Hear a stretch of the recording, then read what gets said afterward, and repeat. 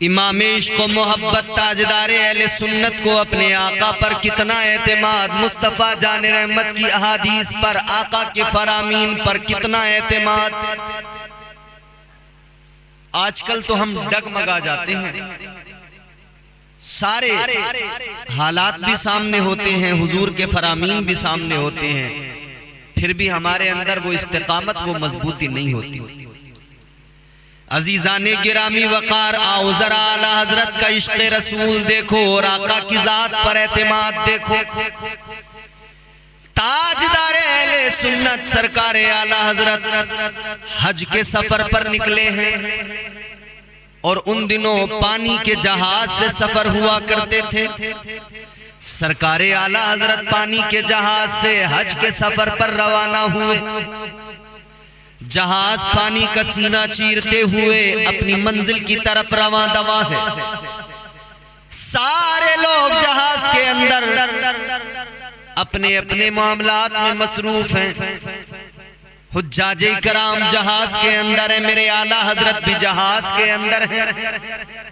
सरकार आला हजरत अल्लाह की इबादत और रियाजत में लगे हुए हैं, आका पर दुरूद और सलाम पढ़ने में लगे हुए हैं। जहाज आगे बढ़ता जा रहा है अपनी मंजिल की तरफ, मगर एक ऐलान होता है जहाज के अंदर। जहाज चलाने वाला, जिसको मल्लाह कहते हैं, नाखुदा भी कहा जाता है, कश्ती का नाखुदा, जहाज का नाखुदा, उसने एक ऐलान किया। उसने कहा कि हम बहुत देर से कोशिश कर रहे हैं, मेहनत कर रहे हैं, जहाज लेकिन हमारे काबू में नहीं आ रहा है और हम अब बेबस हो गए, नाकाम हो चुके हैं, हमारे काबू से बाहर है। अब अपने जानो माल की आप खुद हिफाजत करें, जहाज पानी में डूबने वाला है। जब मल्लाह की जानिब से यह ऐलान कर दिया गया जहाज पानी में डूबने वाला है, तो सारे मुसाफिर घबरा गए। जहाज के अंदर जितने भी लोग हैं, जितने भी हुज्जाज हैं, सब परेशान, घबरा गए। चीखो पुकार मच गई, क्या होगा। लग रहा था कि बस अब थोड़ी देर में हम डूब जाएंगे, सारे के सारे मर जाएंगे। जहाज के नाखुदा ने ऐलान कर दिया था जहाज हमारे कंट्रोल के बाहर है, हमारे काबू के बाहर है, अब हम इसको बचा नहीं सकते। सारे लोग घबराए हुए, सारे लोग परेशान, मगर परेशान इधर सब हैं, मगर इन लोगों ने देखा एक जाते वाला सिफात, एक शख्सियत, बावकार शख्सियत, मेरे आला हजरत सरकार बड़े पुरसुकून हैं, इत्मीनान के साथ बैठे हैं, आका पर दुरूद व सलाम पढ़ रहे हैं।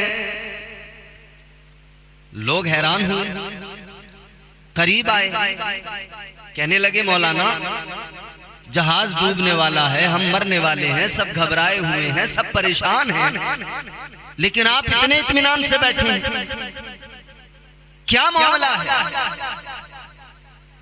आप इतने सुकून से बैठे हुए हैं, कोई घबराहट नहीं चेहरे पर, घबराहट के आसार नहीं।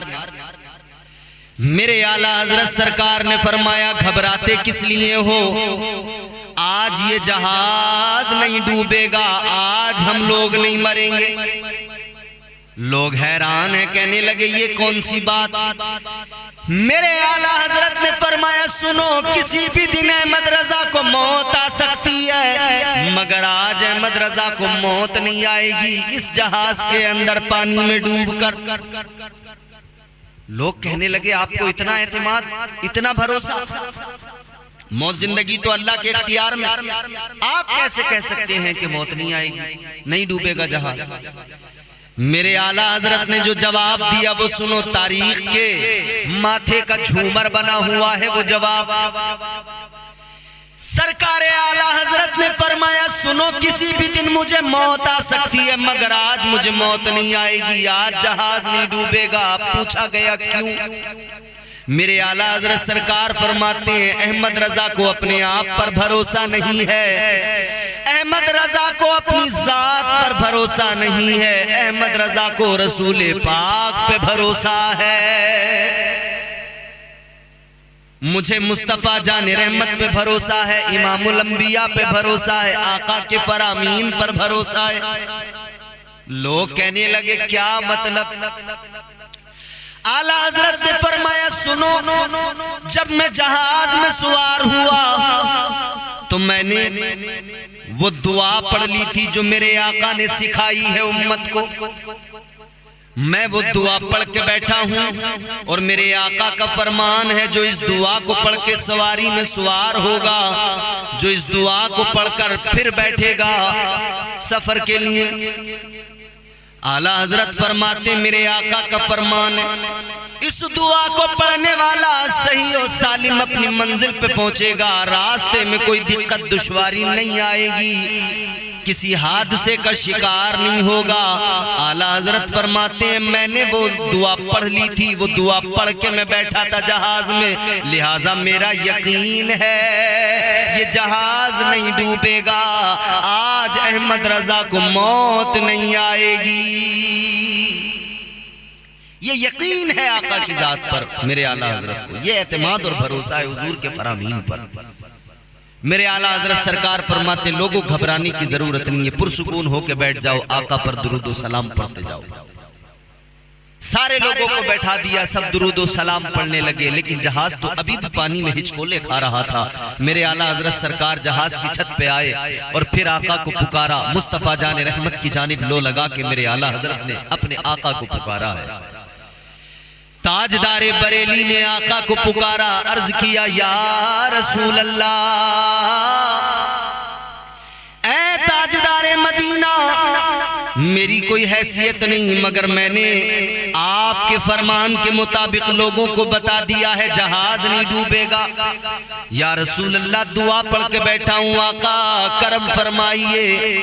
या रसूल अल्लाह इस डूबते जहाज को सहारा दीजिए। आका ये आपके नाम पर, आपके लिए, आपकी मोहब्बत में, आपकी जात पे भरोसा करके अहमद रजा ने लोगों से कह दिया है। फिर मेरे आला हजरत इल्तिजा करते हैं, आका से कहते हैं या रसूल अल्लाह आने दो या डुबो दो, अब तो तुम्हारी जानिब, आने दो या डुबो दो, अब तो तुम्हारी जानिब, कश्ती तुम्ही पे छोड़ी लंगर उठा दिए हैं।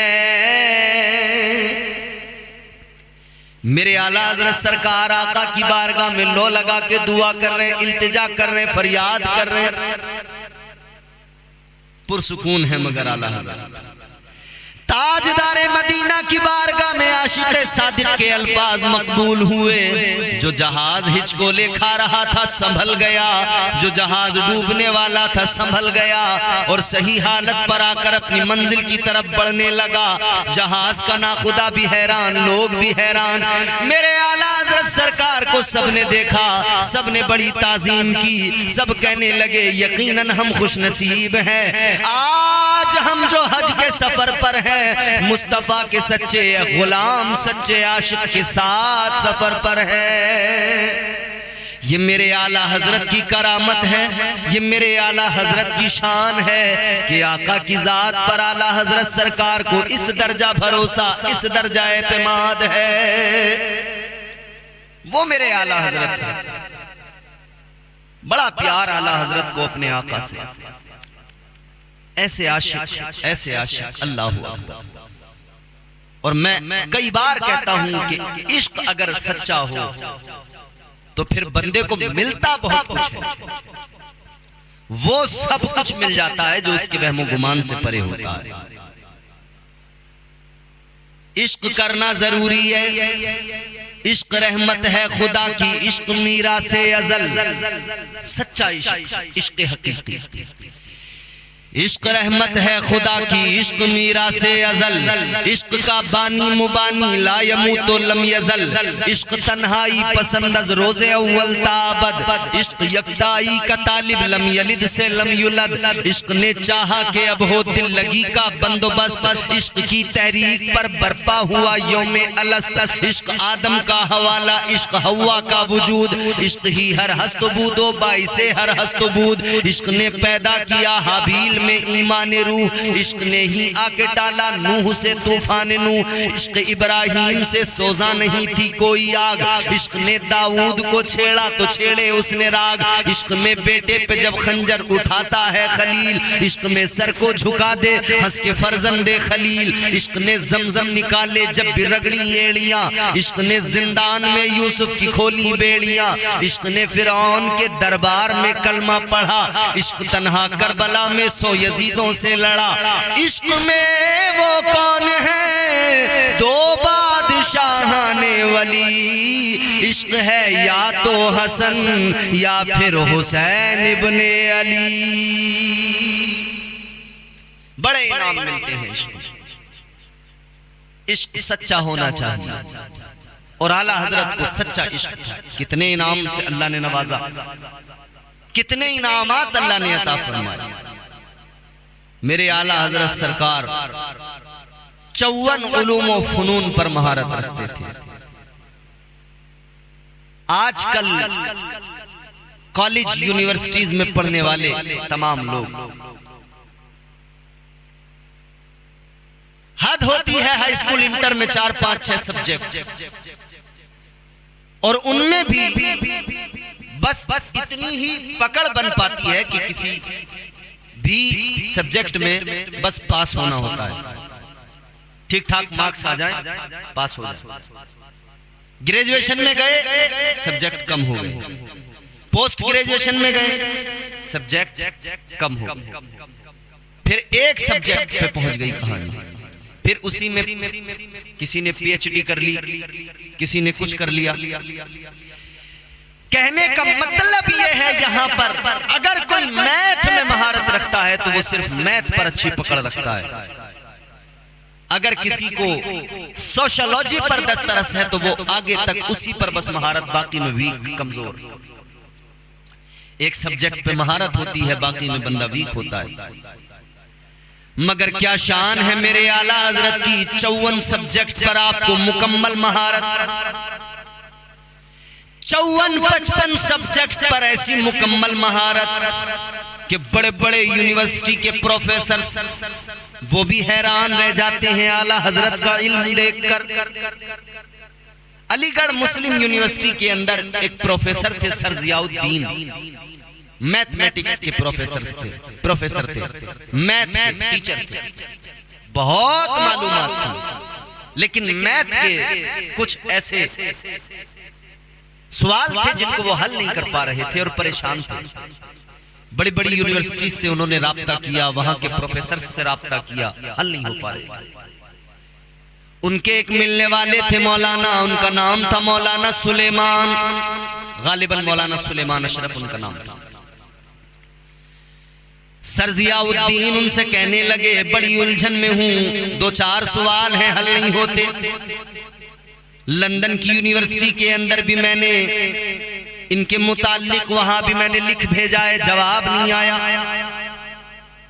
मौलाना साहब कहने लगे ऐ मास्टर साहब, ऐ प्रोफेसर साहब, आप एक काम कीजिए, बरेली चले जाइए, बरेली शरीफ सरकार आला हजरत की बारगाह में चले जाइए, वो आपके सवालात हल कर देंगे। इतना सुना तो सर जियाउद्दीन हंसने लगे, कहने लगे मौलाना ये मैथ के सवाल हैं, ये मौलाना लोगों का काम नहीं उनको सुलझाना, उनके बस के बाहर है। मौलाना सुलेमान ने फरमाया आपने अभी तक बस मौलाना लोग देखे होंगे, ऐसे वैसे मौलाना की बात नहीं कर रहा, जाइए एक ऐसे मौलाना के पास भेज रहा हूं जो खुद अपने आप में एक साइंसदान है, बहुत बड़ा साइंटिस्ट है। उसे हर सब्जेक्ट पे महारत है। जाओ तो सही, मौलाना बहुत देखे होंगे मगर जरा मिलकर तो आओ। मौलाना साहब ने खत आला हजरत को लिखकर भेज दिया कि सर जियाउद्दीन आने वाले हैं। सर जियाउद्दीन पहुंचे। असर और मगरिब के दरमियान का वक्त था। मुलाकात हुई आला हजरत सरकार से। ये प्रोफेसर साहब कहने लगे आला हजरत सरकार की बारगाह में, कहने लगे मेरे कुछ सवालात हैं। फ्री वक्त हो, जब आपके पास में वक्त हो ज्यादा, उस वक्त में मैं आपको वो सुनाऊं, आपको बताऊं, आपके सामने रखूं। मेरे आला हजरत सरकार फरमाते हैं अभी बता दो। कहने लगे जी हजरत अभी असर मगरिब के दरमियान का ये मुख्तसर सा वक्त है, इसमें बात नहीं बन पाएगी, ज्यादा वक्त दरकार है। मेरे आला हजरत सरकार ने फरमाया तुम अपने सवालात तो बताओ। तो फिर इन्होंने अपने सवालात बताए।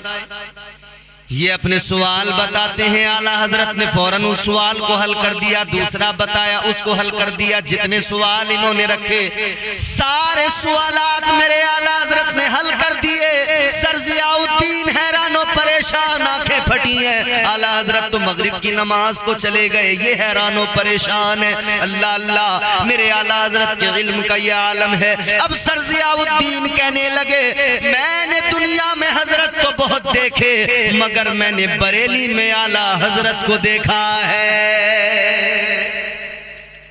जिसने भी आपको देखा है करीब से, वो आपके इल्म का लोहा मानता है, वो कायल है आपके इल्म का। वो मेरे आला हजरत सरकार की शख्सियत है। और एक और वाकया इसी तरह का आला हजरत सरकार का हुआ है, वो भी अलीगढ़ मुस्लिम यूनिवर्सिटी के ताल्लुक से ही। लेकिन आला हजरत के इल्म का यह आलम, जो कोई भी आता जिस तरह का सवाल लेके आता, उसका सवाल आप हल कर देते, उसका जवाब दे दिया करते थे। अजीजाने गिरामी वकार, गौर फरमाइए, इल्म का अंदाजा कीजिए मेरे आला हजरत सरकार का इल्म क्या है। उठा कर देखिए जरा कंजुल ईमान, मेरे आला हजरत सरकार ने जो कुरान मजीद का तर्जुमा किया, मेरे मुस्तफा जाने रहमत के प्यारे गुलाम सरकार आला हजरत ने वो तर्जुमा किया कि दुनिया के बड़े बड़े मुतरजिम हैरान है, दुनिया के बड़े बड़े तर्जुमा करने वाले हैरान है। ऐसा तर्जुमा मेरे आला हजरत ने किया। और वक्त कितना लिया इस तर्जुमे को करने में। आपकी बारगाह में गुजारिशात पेश की गई आला हज़रत सरकार की बारगाह में। कहा गया कि हुजूर किताबें तो बहुत लिख दी आपने, लेकिन अभी अहले सुन्नत वल जमात के पास कुरान मजीद का तर्जुमा नहीं कोई। वहाबी देवबंदियों के तराजी में लोग उनको पढ़ते हैं, लिहाजा कोई ऐसा भी एक तर्जुमा कुरान मजीद का होना चाहिए जिससे अहले सुन्नत वल जमात फैजियाब हो। मेरे आला हजरत सरकार ने फरमाया ठीक है। तो फिर मेरे आला हजरत सरकार ने हुजूर सदरुल शरिया अल्लामा अमजद अली खां अलैहि रहमा उनको फरमाया कि जब दोपहर के खाने के बाद में हम जरा सा आराम करते, कैलूला करते, उस वक्त में आप आ जाइए। उस वक्त के अंदर सरकार आला हजरत कुरान पाक का तर्जुमा करते थे और हुजूर सदरुल शरिया लिखते जाते थे। आला हजरत सरकार तर्जुमा बताते रहते, आप लिखते रहते। वो कितनी देर का, तकरीबन आधा घंटा या उससे कुछ आगे पीछे, वो उतना वक्त होता था कैलूला जब मेरे आला हजरत फरमाते थे। उतने से कलील वक्त में आला हजरत ने तर्जुमा लिखवाया, जबकि आप आराम करने के वक्त में होते थे। उसी वक्त के अंदर ये तर्जुमा कंजुल ईमान तैयार हुआ। आला हजरत ने उम्मत पर एहसान किया, हम सुन्नियों पर एहसान किया कि हमें कंजुल ईमान अता फरमा दिया। ये इल्म है मेरे आला हजरत का, ये शान है मेरे आला हजरत की। हुजूर आला हजरत के इल्म का आलम ये अल्लाहु अकबर कबीरा।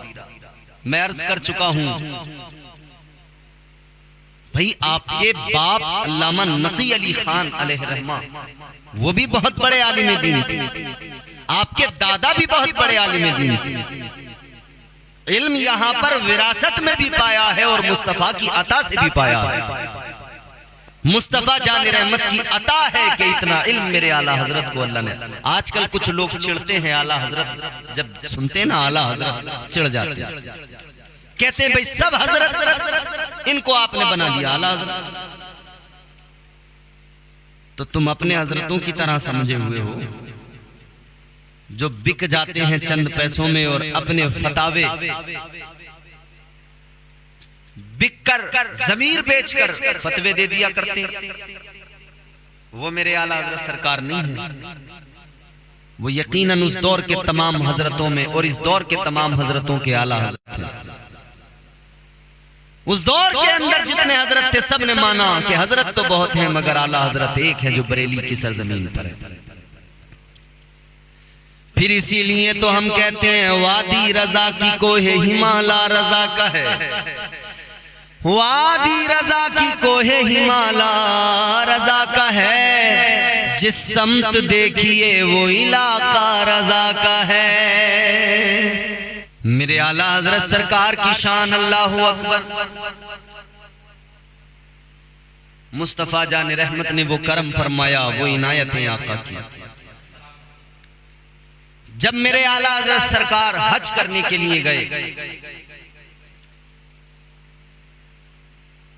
मेरे आला हजरत सरकार ने तारीख रकम कर दी, वहां पर भी एक किताब लिखकर।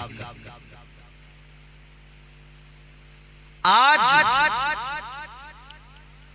इल्मे गैब मुस्तफा पर जो ये चंद बद्दीन लोग उंगलियां उठाते हैं ना, आला हजरत की किताबें पढ़ें। मेरे आला हजरत ने दलाइल के साथ तमाम बातें पेश की हैं हुजूर के इल्म गैब के ताल्लुक से, और साबित किया है कि जाती इल्म वो सिर्फ अल्लाह का है और हुजूर का जो इल्म है वो अताई है, हुजूर को अल्लाह ने अता किया है। यहां हिंदुस्तान के अंदर जब मौलवी बिके रियाल पर, जब मौलवी बिके डॉलर पर, और उन्होंने हुजूर की शान में गुस्ताखियां शुरू की, वो चाहे मौलवी इस्माइल देहलवी हो, वो चाहे अशरफ अली थानवी हो, वो चाहे खलील अहमद अम्बेठी हो, वो चाहे रशीद अहमद गंगोही, जब ये डॉलर और रियाल पर बिके और इन्होंने हुजूर की शान में गुस्ताखियां की, तब मेरे आला हजरत सरकार ने अपना कलम चलाया। लोग कहते हैं कि साहब उन्होंने कुफ्र के फतवे लगा दिए। यूं ही नहीं लगा दिए, पहले आला हजरत सरकार ने इनको खत लिखकर भेजे, कहा कि देखो तुमने अपनी किताबों के अंदर जो ये सब कुछ लिखा है इसकी वजाहत पेश करो। अगर इसके अंदर, मुझे तो ये समझ में आता है, अगर कोई तुम्हारी मुराद क्या है, क्या तुम बताना चाहते हो, वजाहत पेश करो। एक बार खत लिखा, 2 बार खत लिखा, कोई जवाब नहीं आया। आला हजरत सरकार इनको खत लिखकर भेजते, ये कोई जवाब नहीं देते थे, क्योंकि खोट थी ना अपने अंदर इनके, जवाब नहीं आते थे, जवाब नहीं आते थे। फिर फाइनल मेरे आला हजरत ने लिखकर भेजा, देखो अगर तुम जवाब नहीं भेजोगे, मेरे पास में इस्तिफ्ता है, लोगों ने मुझसे सवाल किया है, अगर आप लोग वजाहत नहीं पेश करोगे तो फिर मुझे मजबूरन इस तफ्ते का जवाब लिखना पड़ेगा, और वही लिखा जाएगा जो जाहिर नजर आता है। जब इन्होंने कोई जवाब नहीं दिया, फिर भी मेरे आला हजरत ने एहतियात से काम लिया। फिर उस इस्तफ्ते को मेरे आला हजरत सरकार ने उलमाए हरमैन तय्यबैन के सामने रखा, और उलमाए हरमैन तय्यबैन ने इन तमाम लोगों पर कुफ्र का फतवा लगाया। मेरे आला हजरत सरकार ने उस फतवे को लाकर यहाँ पर लोगों के सामने रखा। आला हजरत सरकार ने इनकी सच्चाई दुनिया के सामने रखी। अब इनको तकलीफ होती है, अरे वो जो तुम्हारे बड़े मर गए गड़बड़ियां करके, अगर उन्होंने पहले ही जवाब दे दिया होता मेरे आला हजरत के खुतूत का, तो उसी वक्त में वो चाहते तो इन तमाम मसाइल पर बात हो जाती। मेरे आला हजरत सरकार उनको तभी निशानदेही फरमा रहे थे, तुमने ये गलत लिखा, ये गलत लिखा, ये गलत लिखा, या तो इसको निकालो या इसकी वजाहत पेश करो, या तो वजाहत पेश करते या निकालते। आज क्यों तकलीफ होती है? जब आदमी गलत करता है तभी वो जवाब नहीं देता है, अगर वो सही होता है फौरन जवाब दिया करता है। बाज लोग कहते हैं साहब अशरफ अली थानवी और आला हजरत एक मदरसे में पढ़े, एक साथ रहे, फिर बाद में दोनों ने अपने अपने मदरसे अलग अलग बना लिए और दोनों ने अपने अपने फिरके बना लिए। सच्चाई ये है, आला हजरत सरकार पढ़ना तो अशरफ अली थानवी के साथ दूर की बात, कभी मुलाकात भी नहीं हुई है, बराह रास्त मुलाकात भी नहीं हुई है। यहां आला हजरत को कोई जाती दुश्मनी नहीं थी अशरफ अली थानवी से, रशीद अहमद गंगोही से, इस्माइल देलवी से, इन तमाम मौलवियों से कोई जाती दुश्मनी को रंजिश नहीं थी। बात मुस्तफा की अजमत की थी, बात मदीने वाले आका की इज्जत की थी, बात मेरे मुस्तफा जाने रहमत के वकार की थी। तो जो मुस्तफा की इज्जत की बात करता है अल्लाह उसको इज्जत अता करता है, जो मुस्तफा के वकार की बात करता है अल्लाह उसको वकार अता फरमाता है। मेरे आला हजरत सरकार ने मुस्तफा की इज्जत की बात की, अल्लाह ने आला हजरत को इज्जत अता फरमाई। इज्जतें अता करने वाला परवरदिगार है, मुस्तफा के सदक़े में इज्जतें मिलती हैं। अभी हमने देखा इस दौर के अंदर एक दीवाना था जो नामूस रिसालत की बात किया करता था, पैरों से माजूर जरूर था, कुर्सी पर व्हील चेयर पर बैठकर उसने दुनिया को बताया कि मुस्तफा के गुलाम कैसे होते हैं। आज भी हिंदुस्तान के सरजमीन पर तहफ़्फ़ुज़े नामूस रिसालत की बात करने वाले लोग मौजूद हैं, हुजूर की इज्जत की बात करने वाले मौजूद हैं। मुफ्ती सलमान अशरफी साहब एक जीती जागती मिसाल हैं, दीगर हमारे उलमा नबी की इज्जत की बात कर रहे हैं, मुस्तफ़ा जाने रहमत के वकार की बात कर रहे हैं। तो अल्लाह ने उलमा अहले सुन्नत को इज्जतों से नवाजा है, इन्हें ताज वकार अता किया है। बात इतनी सी है कि बंदा हुजूर का हो जाए, बंदा हुजूर का गुलाम हो जाए। हजरत सलमान फारसी इश्क कैसे नवाजता है। हजरत सलमान फारसी गवर्नर बना दिए गए थे। एक रोज आप दस्तरखान पे बैठे हैं, बहुत सारे लोग बैठे हैं, कई मुमालिक के सफीर बैठे हैं। ताजदार मदीना वाली कायनात मुस्तफा जाने रहमत के प्यारे दीवाने, प्यारे गुलाम, प्यारे सहाबी हजरत सलमान फारसी रहमतुल्लाह रदियल्लाहु ताला अन्हु। आपको हुजूर की हदीस याद है कि अगर खाना खाते हुए रोटी का टुकड़ा दस्तरखान पर गिर जाए तो उठाकर खा लो। दस्तरखान पर आप बैठे हुए खाना खा रहे, रोटी का टुकड़ा गिरा दस्तरखान पर, हजरत सलमान फारसी ने उठाकर मुंह में रख लिया, खाने लगे। तो जो बराबर में बैठे हुए थे उन्होंने कहा, ए सलमान आप गवर्नर हो, आपके सामने दस्तरखान पर ये सफीर बैठे, कान में कहा आहिस्ता से, आपको ऐसा नहीं करना चाहिए, ये गिरा हुआ टुकड़ा उठाकर नहीं खाना चाहिए। उन्होंने तो कान में आहिस्ता से कहा था। हजरत सलमान फारसी भी उनकी बात का जवाब कान में दे सकते थे, मगर हजरत सलमान फारसी ने जोर से जवाब दिया। हजरत सलमान फारसी ने फरमाया, सुनो, मैं वो सलमान हूं जो सर पे खजूरों की टोकरी रखकर घूमता था। मैं वो सलमान हूं जो सर पे खजूरों की टोकरियां उठाया करता था। आज की गवर्नरी को तुम देख रहे हो, मेरा वो वक्त मुझे याद है। मैं तो गुलाम था, खजूरों की टोकरियां सर पे उठाता था, मगर उस गुलाम से यहाँ गवर्नर बनने तक का जो सफर है, इसमें मुस्तफा जाने रहमत की गुलामी शामिल है। मुझे जो इज्जतें मिली है ये मुस्तफा जाने रहमत की गुलामी के सबब मिली है। तो मैं किसी भी हाल में रहूं, किसी भी ओहदे पे रहूं, आका के फरामीन पर अमल करता रहूंगा, हुजूर की अहादीस को सामने रखकर उन पर अमल करता रहूंगा। फरमाते ये जो कुछ इज्जत है, ये सर पे जो बाल उगे हुए हैं, ये मुस्तफा जाने रहमत की मोहब्बत ने उगाए, वरना सर पे मेरे खजूरों की टोकरी रहती थी। ये जो इज्जत मुझे मिली है कि आज गवर्नर बना बैठा हूं, ये मुस्तफा की गुलामी ने बनाया। जान है इश्क मुस्तफा, मेरे आला हजरत सरकार ने फरमाया ना, जान है इश्क मुस्तफा रोज फुजू करे खुदा। जान है इश्क मुस्तफा रोज फुजू करे खुदा। जिसको हो दर्द का मजा नाज़े दवा उठाए क्यों। जिसको ये इश्क की लज्जत मिल जाए, जिसको इश्क की हलावत नसीब हो जाए, जिसको हुजूर से सच्चा इश्क हो जाए, उसको अल्लाह इज्जत अता करता है। तो आला हजरत काशिक सादिक का नाम है, आला हजरत एक सच्चे नबी के गुलाम का नाम है। ताजदारे मदीना के इश्क ने, मेरे आका की मोहब्बत ने आला हजरत को हजरत से आला हजरत बनाया है। तो हम इसीलिए कहते हैं जब तक हमारे जिस्म में जान रहेगी हम आला हजरत का नाम लेते रहेंगे, हम आला हजरत पर मर मिटने की बातें करते रहेंगे, मसलके आला हजरत सलामत रहे ये नारा लगाते रहेंगे, मसलके आला हजरत की बात करते रहेंगे।